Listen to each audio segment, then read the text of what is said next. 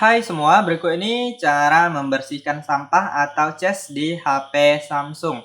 Oke, langsung saja teman-teman kita masuk ke tutorialnya. Nah, di sini langkah yang pertama teman-teman silahkan masuk ke pengaturan. Nah, di sini biasanya saya akan masuk ke bagian perawatan perangkat dan baterai.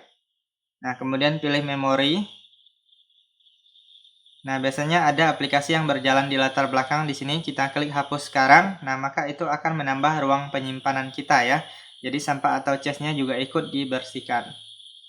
Nah, teman-teman silahkan coba cara ini yang pertama. Kemudian yang selanjutnya yaitu saya menghapus sampah atau cache satu persatu di aplikasi yang sering saya gunakan.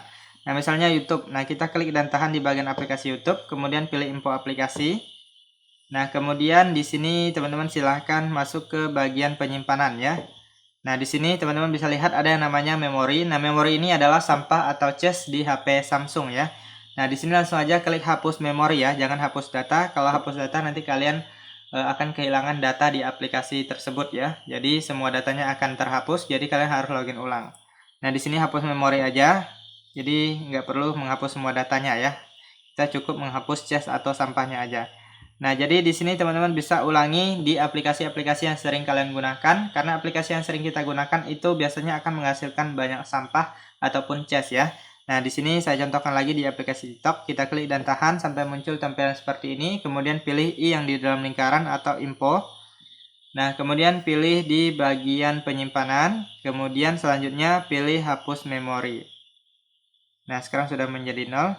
Nah, untuk cara ini teman-teman silahkan ulangi saja di aplikasi-aplikasi yang kalian rasa kalian sering menggunakan aplikasi tersebut ya. Biasanya kalau sering digunakan itu sampah atau cache-nya sangat banyak sekali ya.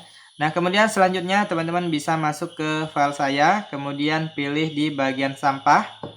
Nah, di sini juga ada sampah. Nah, sampah ini adalah hasil dari file-file yang kita hapus dari galeri kita ya, teman-teman ya.